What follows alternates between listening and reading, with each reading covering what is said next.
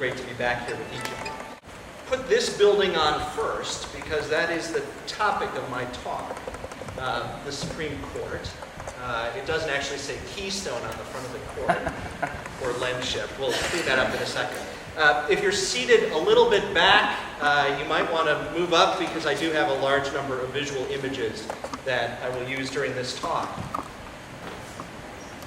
I'm going to talk about 5 things: the White House, the life of Jackson, his path to the Supreme Court and his service there before Nuremberg, court-related issues, U.S. Supreme Court-related issues during Jackson's time away at Nuremberg, and finally Jackson's 8 years on the Supreme Court post-Nuremberg.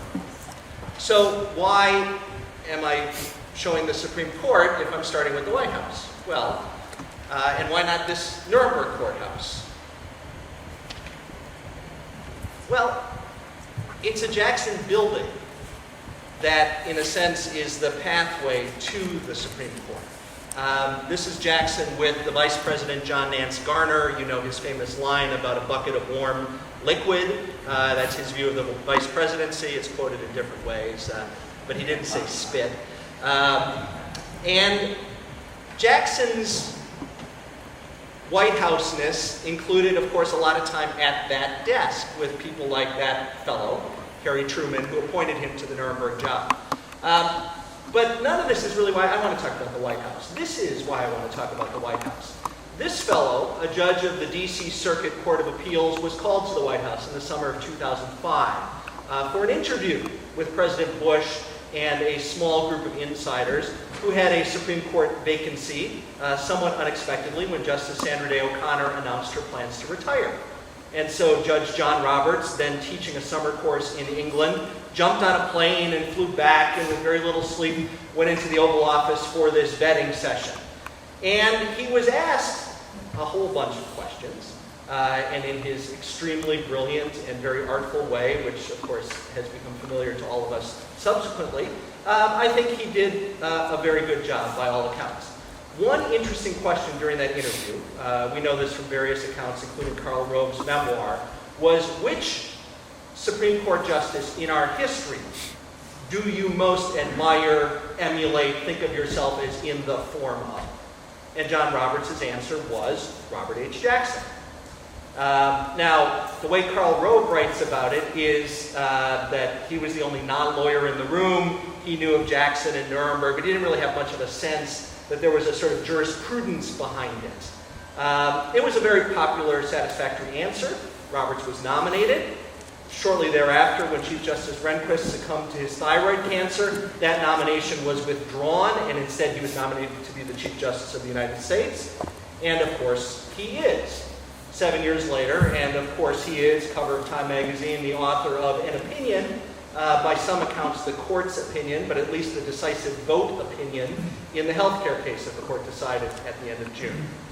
Now, John Roberts is a window into this issue of Robert Jackson on the Supreme Court, and particularly Jackson on the court after Nuremberg.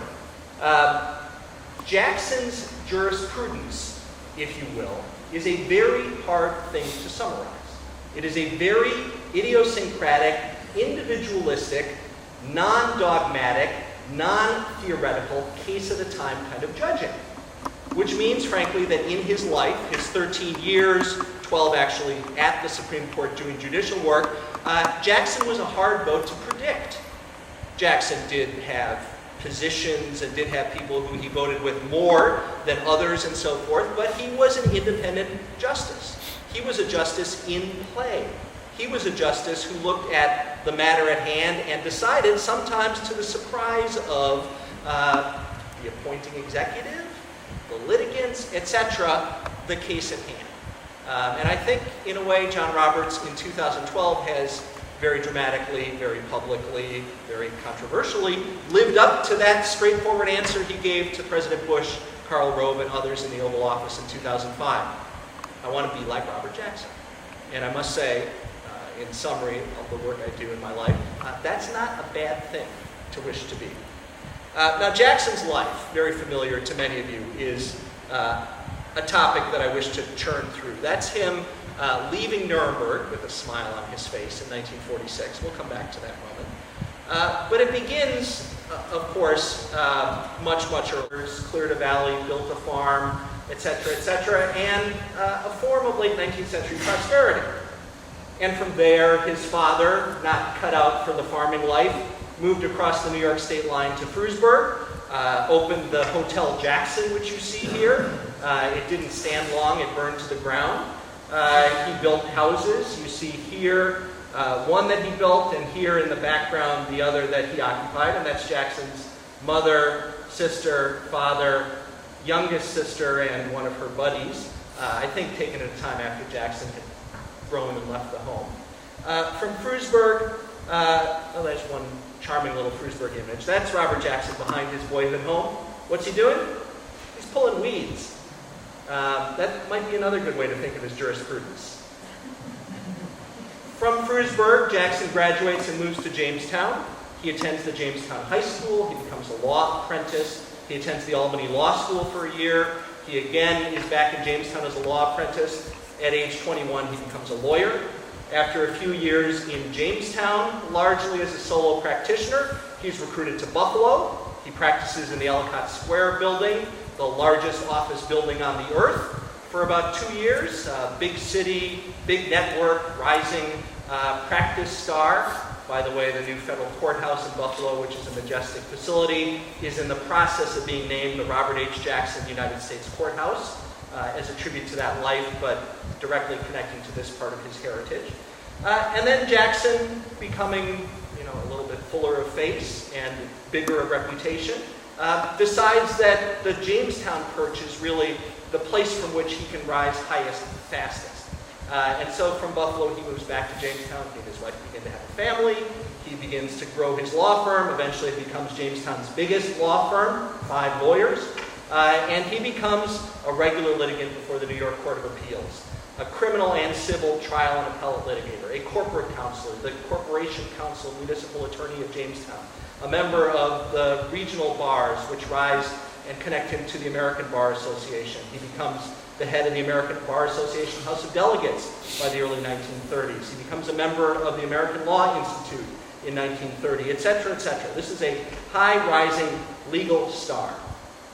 That's the kind of house that you build in the 20s before the Depression has crashed on us, when you are a wealthy Jamestown lawyer, and that beautiful home still stands on Fairmount Avenue, now known as the Lakewood Road, or then known as Lakewood Road, now known as Fairmount Avenue. That's a picture of Jackson at his boat on Chautauqua Lake. It's a good, comfortable, prosperous, diverse life. Big corporate counsels, clients, and big-time criminal cases, and everything in between is what he's doing, and he's very happy. But Washington calls. This is a series of locations from that house, which he never returns to live in Jamestown. This is the Wardman Park on Connecticut Avenue. I think many of you know of it, right above Rock Creek Park, where the Jacksons lived in an apartment for much of the middle and late 1930s. That's the Jacksons on their farm in Maryland, where they lived for a year. That's Hickory Hill in McLean, Virginia, which they bought in 1941, and where Jackson lived for the rest of his life after he got a job for life that meant he wasn't going to be leaving Washington. But this is the political side, and now we're back in the White House. This handshake is a friendship, a close, intimate advisor friendship by this point. It began way back in 1911 when FDR was known as Frank Roosevelt, when he was a freshman state senator, when Robert Jackson was an 18-year-old law apprentice, and each path rose, and obviously Roosevelt's top path, appointing Jackson, is his path to Washington. This is Jackson on a presidential fishing trip. I have loosened my tie and taken off my jacket, and the lake is here, and some of you may fish. Fishing today, even for the most nattily attired fisherman or fisherwoman, doesn't begin to match the way they dressed on a fishing trip in 1935. That's off the Florida Keys, Jackson, Harold Ickes, Jesse Jones, and the President of the United States. By the way, doesn't he look jaunty and relaxed standing there so casually?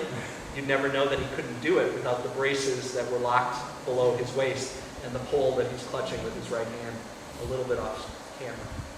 That's Jackson on the cover of Newsweek in 1935 with Jim Landis, the head of the SEC, and with a fellow named O'Connor, who's the general counsel. They are defending the biggest constitutional litigation of the era at that point in time, the Public Utility Holding Company Act. It is 1935's healthcare statute. Jackson is Don Verrilli, not literally yet the Solicitor General, but the point litigator. They're still in the trial court, and then it goes up to the appellate courts. It's not one until the late 1930s that this major anti-monopolistic law, which is deeply, bitterly opposed by political enemies of the president and corporate interests and a lot of money and a lot of publicity and so forth, is constitutional. But that's a measure of the rising prominence and the sort of man for the biggest case identity that Robert Jackson has achieved. And then he's appointed Solicitor General of the United States, a nice office. This is a posed photo in 1938. This is the government's chief advocate before the Supreme Court. And he does that job for 2 years, arguing before this court. This is the post-1937 court. You see Justice Hugo Black on the far right. He's the first Roosevelt appointee. Chief Justice Hughes, Brandeis, McReynolds, Cardozo, Stone, etc. This is the court that was the 9 Old Men, the court of the Four Horsemen, the anti-New Deal court that, of course, switched, changed, began to be much more deferential in its judging in the spring of 1937 in the teeth of the president's court packing proposal. And by the end of that summer, Roosevelt has his first vacancy. That's the appointment of Black, and so forth. Jackson is arguing before this court for 2 years as SG and a little bit more as AG. About 38 to 40 cases. Some re-arguments make it a little tough to count. And he wins virtually all of them. It's a friendly court, but he is a spectacularly successful advocate before that court. This is a White House visit. Jackson is still the SG. And you see the justices arrayed to his right. That's Felix Frankfurter, Hugo Black, Harlan Stone, and so forth. This is the law Jackson. This is the court Jackson, not yet on the court, but the 10th Justice is a nickname for the Solicitor General, and in many ways it is a forecast of relevance and significance and trajectory. Elena Kagan is not the first, or even a small handful of SGs who have gone. Thurgood Marshall was an SG, Stanley Reed was an SG, Robert Jackson was an SG, William Howard Taft was an SG, people who end up serving on the Supreme Court. And so this Jackson is soon Justice Jackson. His interlude job is one that he didn't like very much, Attorney General of the United States. This is the AG's conference room, again a posed photo in 1940. It's his secretary's desk. Jackson had really no use for the big room. Yes, some staff meetings, but generally he used the small office. And in 1940, early in the year, at the time Jackson is appointed to that job, it really is an interlude to perhaps the big job. You see, FDR intended to retire after 2 terms. It's an American tradition. He'd built the library at Hyde Park. He'd signed a contract with a publisher. Jefferson at Monticello, FDR at Hyde Park in retirement. 30 years of, hovering national presence. Think of Bill Clinton, perhaps. I think that's what FDR's authentic intention was. And then the question is, who's next? Well, it would have been a Donnybrook at the Democratic Convention in the summer of 1940. Urban machine Democrats, big city mayors, Frank Hague of Jersey City, Kelly of Chicago, etc. They would have been powerful forces against the New Dealers, who of course had the president and had their next generation. And it's pretty clear that in the early 1940 months, Jackson is their guy. Now, of course, world events intervene. Roosevelt plays coy for a while. Surrogates, including Jackson, begin a drumbeat for a 3rd term. Roosevelt indeed accepts a draft at that convention and runs and wins. And Jackson never, ever runs for political office. Instead, in 1941, he's appointed to this court. There he is on the far right.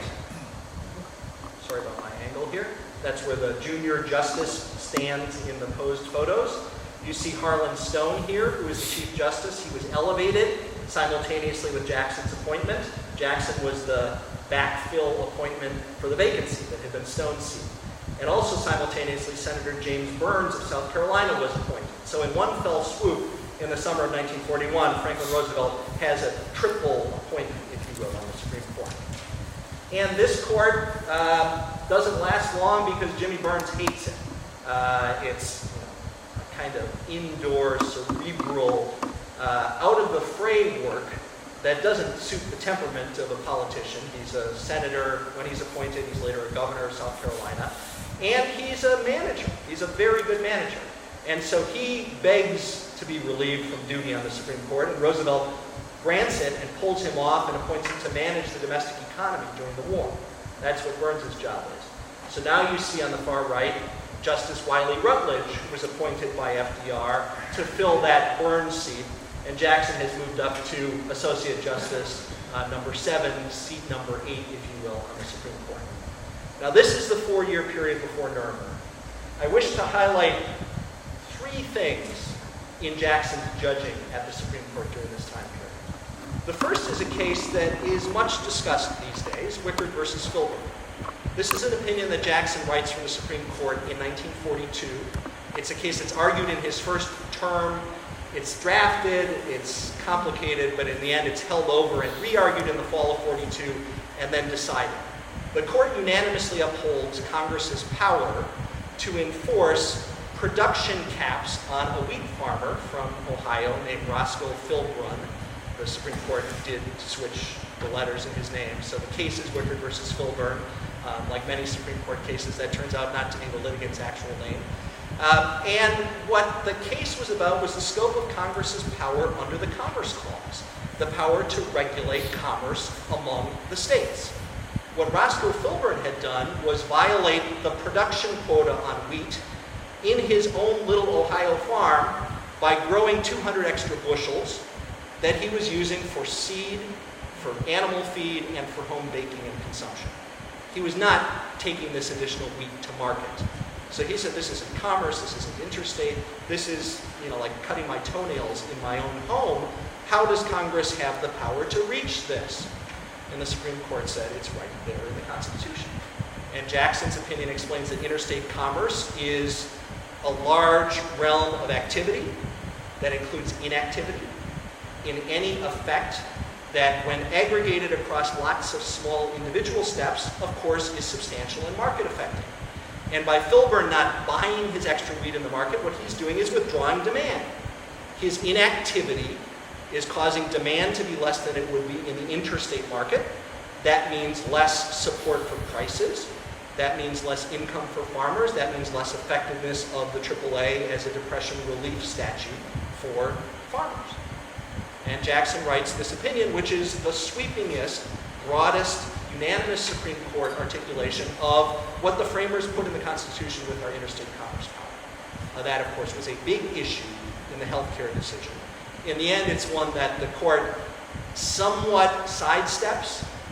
They draw a distinction, we can come back to this in questions, between activity, which Congress's power reaches, and inactivity, which 5 justices, although not in one opinion, said the healthcare law is about. Being uninsured, they said, is inactivity. Well, as Justice Ruth Bader Ginsburg in 2 lines very effectively says, not buying wheat in the interstate market is also inactivity. We read Wickard versus Filburn. And of course she's right. And of course Chief Justice Roberts knows it. In his opinion, because he's a brilliant man and has, I think, intellectual honesty about this, he says, okay, economists understand that the distinction between activity and inactivity is false and artificial. Every act is the flip side of an inactivity event. And then he sort of sidesteps and said, the framers meant to limit the commerce power to activity, with no citations, no historical argument, etc. But that's Wickard versus Filburn.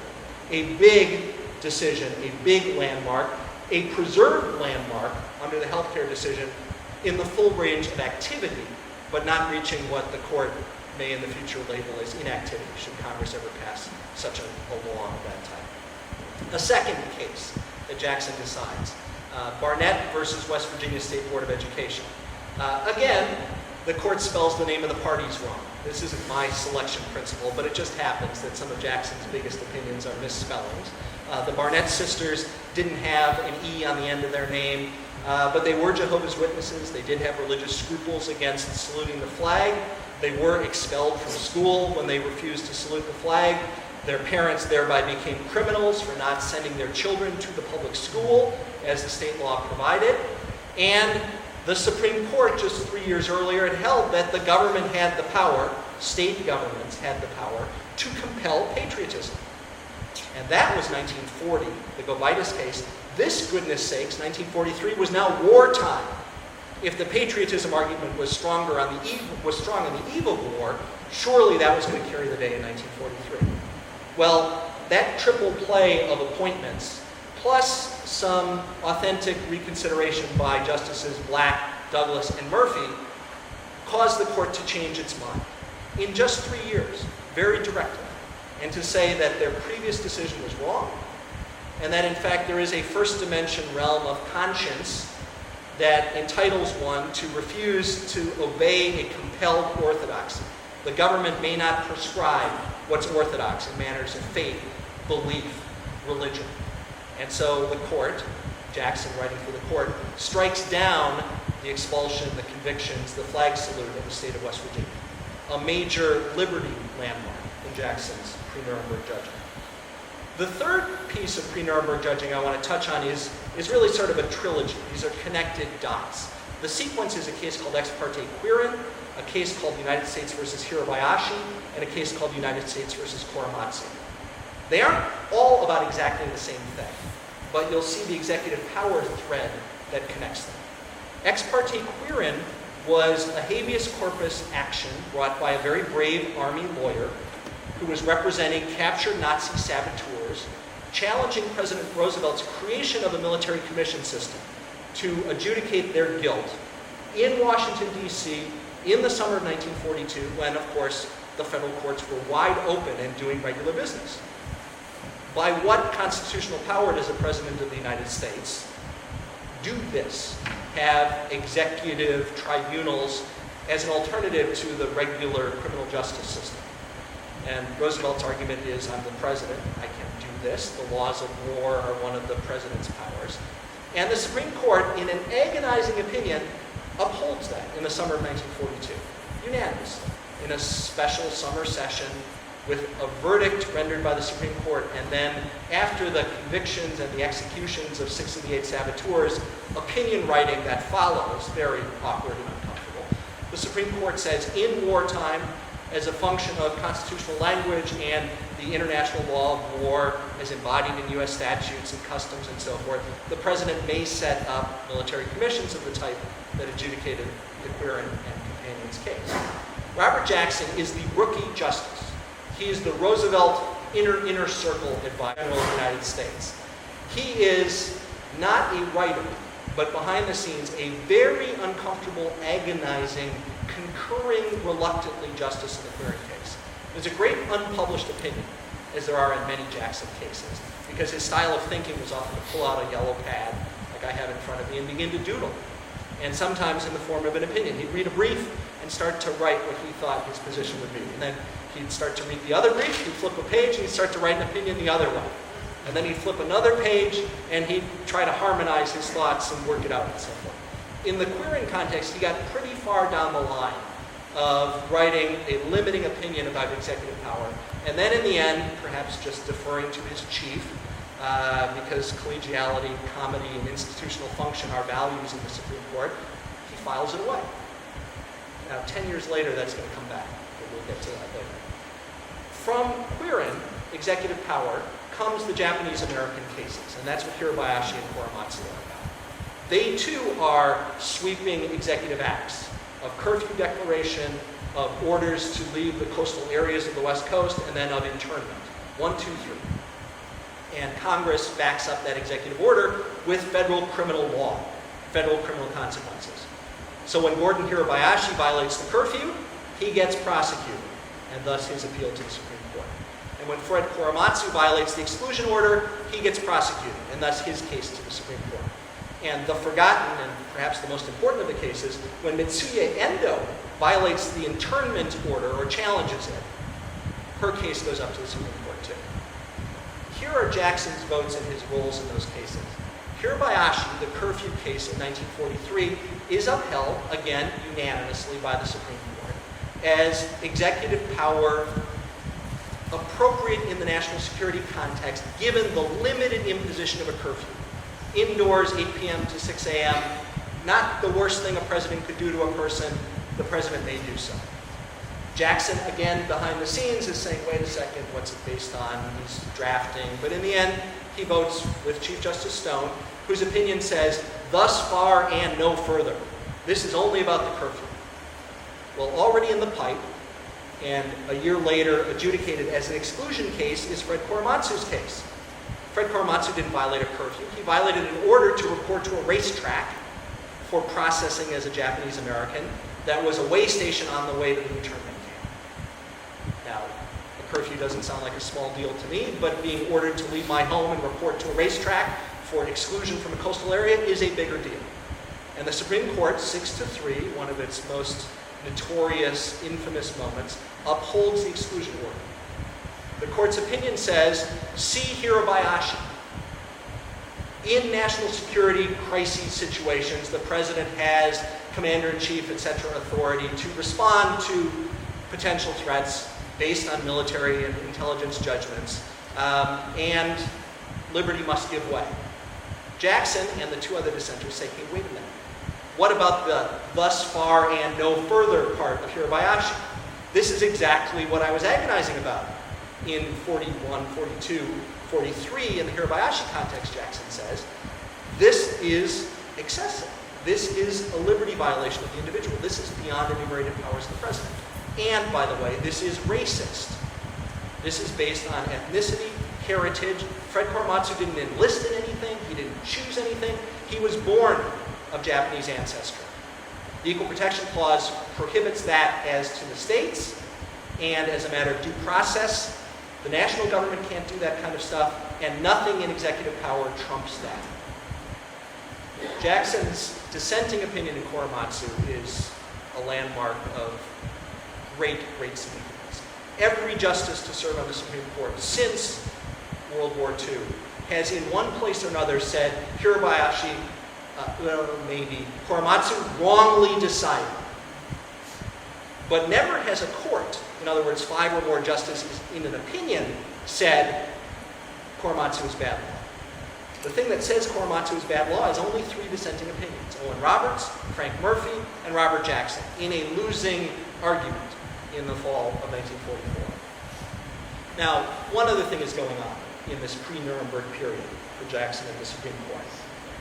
He's seeing how judging works, both in himself and in his colleagues. And he's finding it in himself in adjustment. The sort of advocate role, the executive branch temperament and reflex, etc., is where he came from, and he's wrestling with it. That's what those unpublished draft opinions are. He's learning to be a judge and to be independent. He later was asked by Tom Clark, Harry Truman's Attorney General, who was appointed to the court in 1949, how long does it take? And Jackson said, well, I asked Hughes the same question when I came on the court, and Hughes said about 2 years. Jackson told Clark, I think it took me about 4 years. And Clark, you can kind of do the math, but I think 3 years will turn out to be the right number for figuring out Clark's ability to transcend executive reflex and appointment loyalty and be an independent judge. But that's in himself. What Jackson's seeing in a number of his colleagues, to his great dismay, is that some of them aren't even trying. That some of them have an approach that is as partisan, as pre-committed, as reflexive as when they served in the executive branch. By 43, the Rutledge appointment, and 44, with the exception of Owen Roberts, this is an entirely Roosevelt-appointed court. Yes, Stone had first been appointed by Coolidge, but elevated by Roosevelt. But among these new dealers, Jackson, I'm summarizing a bit, sees that 2 or 3 or 4 of them continue to wear a New Deal hat in the Supreme Court. And he finds that deeply troubling and inappropriate. Indeed, in particular moments, he sees the most committed of them bullying the softer of them to come out this way and to do these things, to help labor unions, to help the president, to help, etc., interests. And Jackson's quite disgusted by this. It impairs what were very close friendships. They continue to be friendships, but they're damaged friendships or lesser friendships. And it causes Jackson to think of quitting, of leaving the court. Now, a passing thought? No. Job interviews. salary negotiations, law firm retitling agreements, all worked out for Jackson to leave the Supreme Court in 1943 because he loved law practice. He was figuring out how to be a judge, but to be part of a court that wasn't very judge-ish wasn't particularly satisfying to him. He was a little itchy. The President of the United States scenario had, of course, bloomed and disappeared.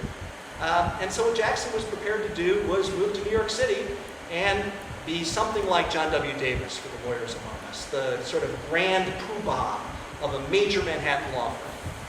Jackson, Simpson, Thatcher is what it would have been called. All worked out down to the draft letterhead. And then Jackson, I think with some serious advising from his very close friends here in Chautauqua County, reconsiders. He also discusses this with Franklin Roosevelt, and he pulls back and decides to stay put. Now that, of course, brings us into the spring of 1945 when the landscape again changes. Now Roosevelt's dead. Now Harry Truman is an unprepared, reluctant president stuck with this enormous job. Now World War II in Europe is almost won.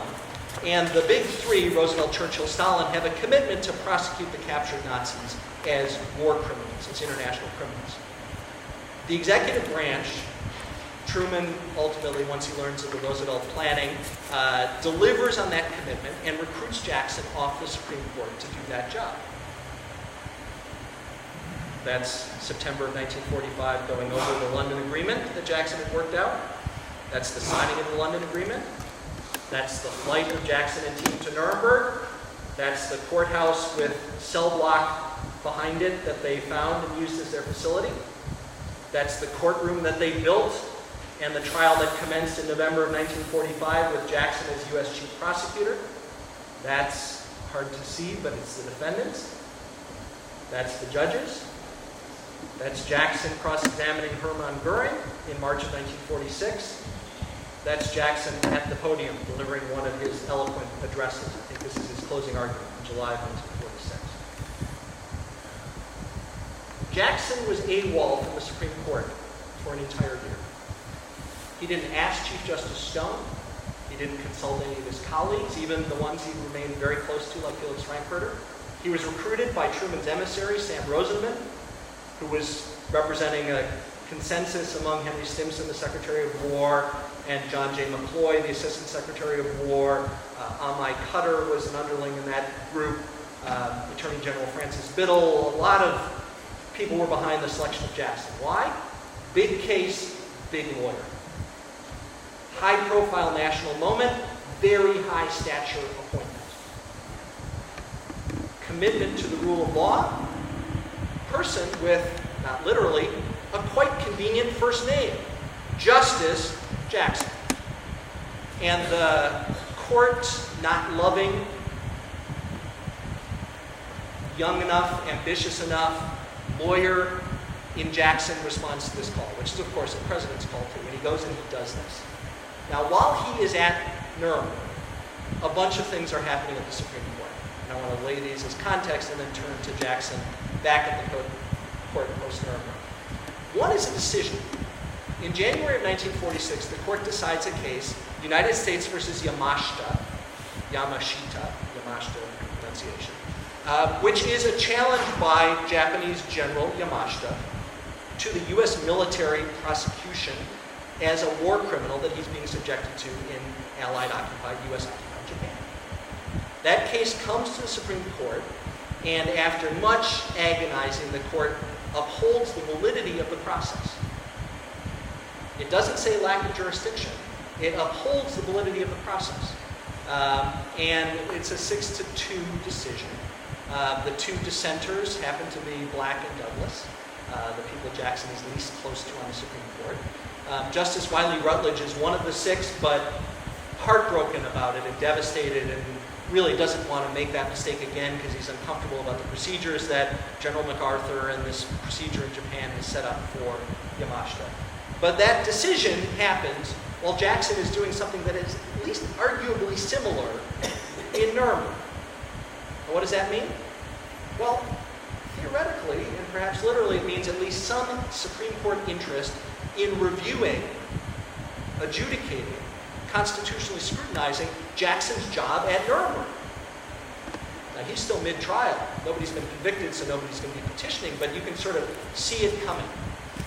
And for Jackson, who's still friends, but not best friends with various people, because he doesn't think they play fair, he sees this as a threat that's coming. He thinks it's based in perhaps legal argument, but much more in personal envy and personal pique, and something that he regards as an illegitimate style of behavior in the judicial realm. That's one thing that's coming. A second thing that happens just 3 months later, and perhaps connected, is that the Chief Justice, Harlan Stone, drops dead on the bench of the U.S. Supreme Court. Stone had been elevated by Roosevelt in 41. He was 68 years old at the time. Chief is a hard job. Stone was a heavy guy, and it was a sedentary time, and that was lights out in April of 1946. It's a job that if Franklin Roosevelt had had another chance to fill, likely would have gone to Robert Jackson. Now, Harry Truman is, of course, the president. It's his job to fill, but among the sitting justices, who's first among equals? Well, by all lights, the one who he's plucked for a special assignment. And so Harry Truman, indeed, reflexively, automatically, and publicly, well, at least on paper in lots of private circumstances, decides to elevate Jackson. Indeed, not to elevate Jackson would be something of, in modern words, a deep dissing of Jackson at Nuremberg by Truman, who sent him there. You're good enough for the world, but you're not the person I'd pick for this vacancy I unexpectedly had. And then what happens is a great Washington, behind the scenes, knives out, ugly, ugly story. And this also may resonate with contemporary events. Jackson is thousands of miles away in a time of very primitive communication, and he's not flying home. He's in the middle of this trial. And anti-Jackson forces, knives out, run this incredibly aggressive campaign, publicly, privately, media, etc., and they change Harry Truman's mind. They persuade Harry Truman that Robert Jackson ain't as great as you think. That indeed, if the Supreme Court is a fractured and uncomfortable place, guess whose fault it is? Robert Jackson is the problem. He's the bad guy. Truman, not wanting to prolong this, it takes him almost 2 months, and not knowing how to sort of parse this, decides, I'm not elevating any of you. I'm going to take my Secretary of Treasury, Fred Vinson, a former circuit judge, and make him the Chief Justice of the United States. And that happens in June of 1946. Stone dies in April, Vinson appointed in June. Jackson's still in Nuremberg. Now, Jackson has, of course, gotten plenty of wind of all this conniving and attacking that's going on. And Jackson then does what I want to highlight as a third Supreme Court-related thing while still at Nuremberg. He publicly defends himself in an unprecedented public telegram from him to the chairs of the Senate and House Judiciary Committees, saying, let me tell you about the Supreme Court. If there's bad behavior in the Supreme Court, let me tell you who it is. It's not me. It's the justices pushing other justices to hand down decisions to help labor unions during ongoing negotiations. It's the justices who in conference stand up and threaten to hit each other in the jaw. It's the justices who decline to recuse themselves from cases being argued by their former law partners with whom they continue to have ongoing financial relationships. In other words, it's Black, Douglas, and to a lesser extent Murphy and Rutledge as part of their cohort. And I just thought you should know. I didn't say this before the president acted because I didn't want to be seen as a special pleader. Fred Vinson is a great man. He'll be a great chief. Thank you for doing that for the country, President Truman. But I've been attacked, and I thought I should defend myself. Now, to give you a counterpart, imagine if John Roberts last week from Malta, where he is teaching a summer course, had walked to a microphone or done a blog post or sent a cable or whatever, blasting his colleagues for saying dirty stuff about him. That would be the counterpart event. I'm glad that Chief Justice Roberts didn't do that. I think it's regrettable that Justice Jackson did it, but there is something sort of noble and stand up for yourself-ish about what Jackson did in 1946. And all of that is part of the context when he returns to the court that fall. Now, what I wish to do in the last segment here is touch on 10 points, 10 cases, if you will, that are part of Jackson's post-Nuremberg service on the Supreme Court.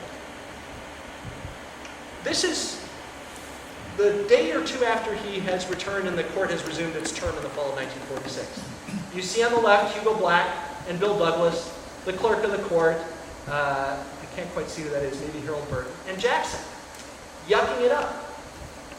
There's a popular, shallow misunderstanding that this court, evermore after Jackson's public attack in June 1946, was a nest of hornets, a polarized place, riven by hatreds, no more friendships.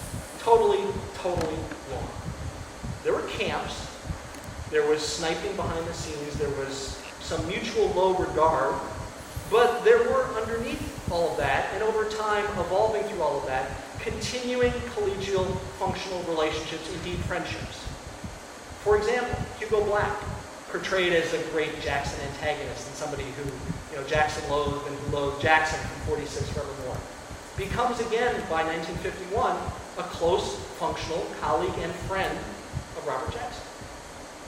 Justice Douglas, on the other hand, not quite so much. But I wanted to sort of give you this visual to show you that oversimplifying is oversimplifying. This is worth noting because this is going on while Jackson is back in the Supreme Court. This is Telford Taylor, one of Jackson's deputies in the International Nuremberg trial, who stays and is the chief prosecutor in the 12 subsequent cases that are U.S.-only cases in Nuremberg. So, war crimes prosecution, Nuremberg, is a continuing international event and a legal event while Jackson is back on the Supreme Court. And this is the Vinson Court. You see him in the middle. You see Jackson, Tom Clark, Sherman Minton. Those are Truman's 1949 appointees. This is the court that I'm now talking about. Case number 1. Erhard Milch versus United States. The name may ring a bell. He had been Hermann Göring's number 2 in the Luftwaffe. He had testified as a defense witness in the International Nuremberg trial. He had been cross-examined by Robert Jackson, who sort of carved him up very effectively in that trial. And in one of the subsequent proceedings, he was prosecuted by Taylor and convicted. He petitions the U.S. Supreme Court for writ of habeas corpus to adjudicate the illegality of this U.S. tribunal, which has judged him at Nuremberg. The court declines to grant leave to Milch to file this petition, 4-4. This is in the fall of 1947. Where's the ninth justice? That's Robert Jackson, recused, for obvious reasons, from such matters. The 4 tend to be the camp that I've identified, and on the other side, Vincent, Reed, Frankfurter, and Robbins. This case is the start of a flow that, in the end, is about 30 cases of war criminals, both European theater and Pacific theater, petitioning the U.S. Supreme Court to review the legality of the tribunal processes, U.S. and international, that have adjudicated their guilt. The next case I want to touch on is called Parotta. It's a Japanese case. Parotta was a senior officer in the Imperial Japanese military. He was prosecuted before the International Tribunal for the Far East. And he petitions, as Milch had, as lots of others had, for the Supreme Court to review. And the court was again divided 4-4. What's unique about Parotta's case, however, is that it's from the Pacific theater. Really, for the first time since Yamashita, it's a non-Nazi case asking the Supreme Court to take a look at this. And the court needs 5 votes to review a habeas petition. It's not granting cert. It's reviewing an original jurisdiction habeas petition. And it's frozen 4-4. So the 5th vote in Parotta's behalf in December of 1948 is cast by Robert H. Jackson. Now, what's that about? Well, he says, in an opinion that sort of puts it all out on the table, I have an obvious interest in the prosecution of war criminals. But I have an obvious interest in the rule of law, too. And the paralysis of a 4-4 court is an undesirable legal situation. So in this case, I will vote to grant the review, to give Parotta his hearing before Supreme Court, from which I will recuse myself. I won't participate in the merits of this, but I will let the court actually look at the legality of this tribunal. Now, what Jackson's doing is incredibly gutsy move because the IMTFE, the Far East Tribunal, is modeled very directly on the IMT, the Nuremberg Tribunal. And in a sense, he's putting in the hands of some people who still have knives in their hands for him. Not just Japan, but Germany. What happens in Parotta's case is after that hearing, the court decides 6-1 and 1 that it has no jurisdiction. That this is an entirely international proceeding governed by international treaty, agreement, and international law, and not a creation of the U.S. government, and thus not within any jurisdiction of the U.S. Supreme Court. The seventh vote, 6 are in the majority, the seventh vote is Justice Douglas, one of the Yamashita dissenters, one of the Jackson antagonists, if you will, agonizing, again, quite publicly and commendably, but saying in the end, overseas is overseas. The last vote, I said it was 6-1 to 1, was Wiley Rutledge. This is December of 1948. This is 2 years after Yamashita, which had broken Rutledge's heart, where he thought he'd done the wrong thing. And he's drafting and drafting, but never quite deciding where he comes out in this Parotta case. And he never does. And he dies in September of 1949, still having promised, but never actually having filed an opinion in the Parotta case, which I think shows some of the personal stakes and difficulty of judging. And Rutledge is a great figure, perhaps overly agonizing about the deciding process, but really trying to judge this as a matter of conscience. The next case, Terminello versus United States. Father Terminello was a priest of sorts, but a virulent racist speaker, anti-Semitic, anti-Negro, etc., etc. Speaking in a town meeting in Chicago, attracting a rabid group of supporters inside the hall and a rabid group of critics outside the hall. And of course, then they start meeting up, and punches are thrown, and bottles are thrown, and the cops come in, and arrests are made, including Terminello, for breach of the peace. This case comes to the Supreme Court. Terminello says First Amendment, freedom of speech, and the court vindicates him. He wins that case. My focus is Robert Jackson's dissent, famous for a small phrase, suicide pact. He says, unless we're careful, the majority could turn the Constitution into a suicide pact. But what Jackson's argument amounts to in substance is, I've seen rabid mobs, Nazi Germany, 1933, etc., and what they can evolve into. And it is not the speech or the message, but the conduct that is involved in a case like Terminello's, the actual physical battle. The First Amendment is not an absolute. The First Amendment is a decision to protect the individual broadly, expansively, structurally, but not without limit. And when bottles are flying and blood is flowing and police are breaking up riots, that line has been crossed. Now that's very informed by his deep study of Nazi Germany and mob behavior as a Nuremberg prosecutor. Case number 4, very briefly, United States versus Eugene Dennis and co-defendants.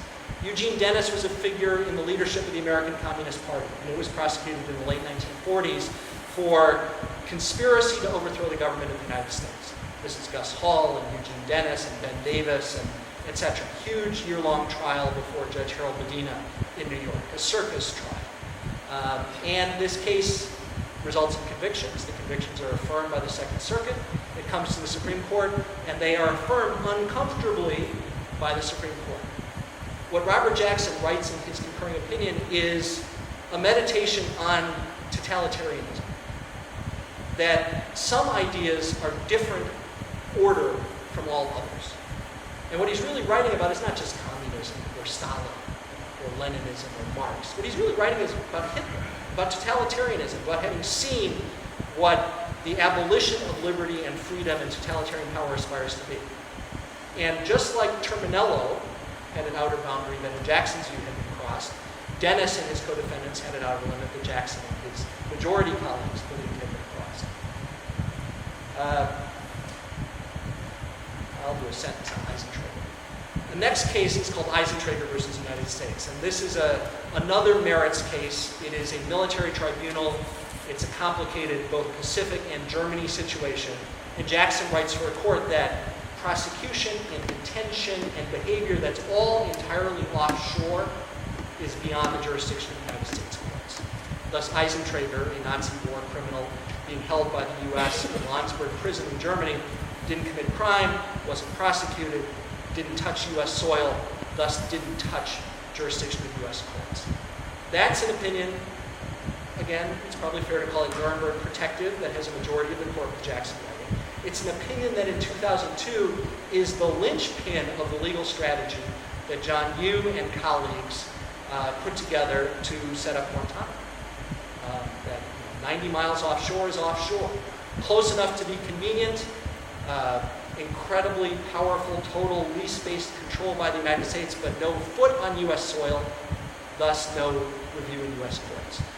And what the Supreme Court did in the Guantanamo War on Terror cases in subsequent years was distinguish Eisentrager as a full due process-based proceeding that he had been subjected to, as opposed to what Guantanamo was. That's a Jackson. Number 6, Youngstown Sheeton Tube versus Sawyer. This is the return of Quirin, of Korematsu, of Hirabayashi, of Wiley Rutledge's discomfort with the Yamashita decision, although he's not around to be part of it. Harry Truman has seized the steel mills in the Korean War because labor unrest was going to shut them down and cause steel production to cease, which would be military devastating event. And the Supreme Court takes this on a hurry-up basis, and the Supreme Court, 6-3, holds that the president doesn't have this kind of power, not as commander-in-chief, not in terms of taking care that the laws be faithfully executed, not as some inherent matter, not as national security, that Congress has to confer seizure power. And Congress in this case hadn't. Indeed, Congress in this case, through the enactment of Taft-Hartley without a seizure power, had declined to give the president this power. The 5th and 6th votes are the most interesting parts, although Jackson writes the best opinion and the one that's the precedent of Youngstown Sheeton Tube. The 5th vote is Tom Clark's. How long does it take you to become a Supreme Court Justice, Bob? He asked Jackson in 1949. Well, I asked Hughes, he said 2, I think 4. This is 3 years on the court. Tom Clark, Harry Truman's former Attorney General, casts the decisive 5th vote against Harry Truman in this case. Because personal affection, former service, and legal representation as Attorney General doesn't mean you own my independent constitutional interpretation forever. And it's just not there. This was a permanent breach in the Truman-Clark relationship. But I think with some assistance from Jackson as a mentor to Tom Clark, a very proud moment in constitutional law. Case number 7, Mezei, Shaughnessy versus United States ex rel Mezei, M-E-Z-E-I. Mr. Mezei, a resident of Buffalo, had immigration status and complex presence in the United States that he screwed up by leaving the country for personal reasons briefly. And on his way back in, was detected and detained on Ellis Island, and was a sort of prisoner in limbo on Ellis Island, seeking Supreme Court habeas review. The court, in that case, upholds the president's detention authority. It's a complex immigration decision. But 4 justices dissent. Black and Douglas in a broad, sweeping, liberty-focused dissent, and Frankfurter and Jackson, not joining their opinion, but voting with them, with Jackson writing separately, in an individual prisoner-focused liberty interest dissent. What I love about that one is that Jackson, maybe with ego, but with relevance, cites directly his cross-examination of Hermann Goering to talk about preventive detention and perpetual imprisonment as a tool used by the Nazis. And Jackson distinguishes rule of law systems like ours from that kind of behavior. A 9th case, United States versus Cara. I mention this because it's relevant again. It's always been relevant. Article 1 includes a congressional taxing power. Congress has the power to tax. And in the Carragher case, the Supreme Court abandons the conceptual line drawing that had been part of its law earlier in the 20th century to try and define limits on congressional power. Basically, if Congress is raising money in a way that's not extremely disproportionate, that has penalty or regulatory effects but still generates revenue, Congress can do it, and it's not for the court to say no. You see the Carragher case cited in Chief Justice Roberts' tax power section of the opinion, and Jackson's concurring opinion in Carragher, much like his Wickard v. Filburn opinion regarding the Commerce Clause, lays that all I want to finish with a 10th area. That's a couple of cases.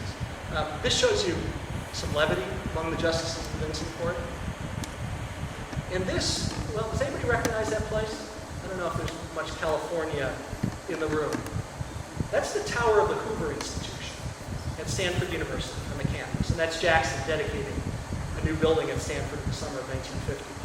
I focus on Stanford because I want to give you a couple of words about a man named Charles Fairman, who is a huge figure in American constitutional history and constitutional law and Nuremberg. Charles Fairman was a political science professor at Stanford, who by co-appointment also taught in Stanford Law School. In the war years, Fairman became Colonel Fairman and served in the JAG Corps in Washington, D.C. And a brilliant legal thinker, became a sort of rule of law, war crimes specialist. Thus, when Nuremberg started, he was pulled over to Germany and became the senior legal advisor to the commander of the theater, Edward Betts. And there meets Jackson and works extremely closely with Jackson and Lucius Clay and his chief legal advisor, Charles Fay, and others on the prosecution of war criminals, the international trial, and the subsequent proceedings. Indeed, Charles Fairman, history doesn't give him credit yet for this, is the father, the intellectual father of the subsequent proceedings that Telford Taylor prosecutes. Now, Charles Fairman comes back from Germany too and resumes being a professor at Stanford and is a Jackson friend, acquaintance, becoming a friend, and is teaching people like an undergraduate named William Rehnquist, who served in the Army Air Corps and ends up at Stanford in the late 1940s and so forth. This is a telegram that Bob Jackson sent to Charles Fairman in 1950. It's very short, it's hard to read. It says, "Letter received, keep praying." What was going on at the Supreme Court in the spring of 1950? Yes, race. Always has been going on at the Supreme Court, of course. We talked about Korematsu, Dred Scott, etc. This is our constitutional firmament's most defining, awful, unsteady piece of ground, if you will. Our first Constitution and our second Constitution blew this. Our third Constitution after the Civil War began to address this, and the Supreme Court in the late 1940s and in the spring of 1950 is beginning to deliver on this. And Robert Jackson, a judge, a lawyer, a man of honest legal argument, knows that there's no legitimate claim that the framers of the 14th Amendment intended to rule out segregation. They'd segregated the DC schools simultaneously. They had lots of things that indicated their superiority and inferiority views of whites and African Americans. And now Thurgood Marshall and the NAACP are challenging, in a series of cases, segregation systems, restricted covenants, graduate school, law school, and you know where we're going. And Charles Fairman, corresponding with Robert Jackson, Professor Fairman and Justice Jackson, have this exchange. And this is Fairman's letter. I'll go to the next page because it's the line Jackson's referring to. Fairman's going on, and this is page 11, I think, of a very long letter, where he's concluding, and he said, I beg leave to pray again on it, and further thought, and I may think of something better to pray for. He's gone through a long legal argument about why the 14th Amendment prohibits racial segregation, but says, I'm thinking about this too. I'm working on this legal argument. I'm just a professor. I'll continue to pray on it. And Robert Jackson responded to that with a telegram that said, keep praying. And when Robert Jackson works out what the Supreme Court works out, in this spring of 1950, Sweatt versus Painter, McLaurin versus Oklahoma, Henderson versus ICC, is really the invalidation of race-based segregation. It takes a new chief and a few more years and the ultimate litigation of numbers in elementary and secondary schools for the Brown case to come to the Supreme Court. And what Judge Jackson and the other justices following the leadership of Earl Warren come back to is literally the language of the Constitution. Sometimes the Constitution doesn't need to spell out much beyond a clear, simple, declarative conferral of power or protection what it's about. Equal protection of the laws means equal protection of the laws. Power to regulate interstate commerce, power to tax, I would say, mean that and not much more.